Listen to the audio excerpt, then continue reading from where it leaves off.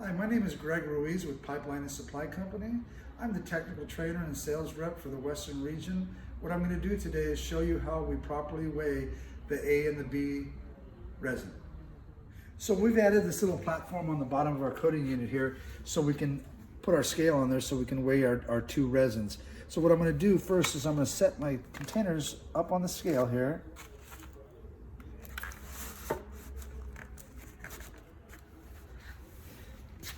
And total weight for the two should be approximately about 19 pounds of resin for the two.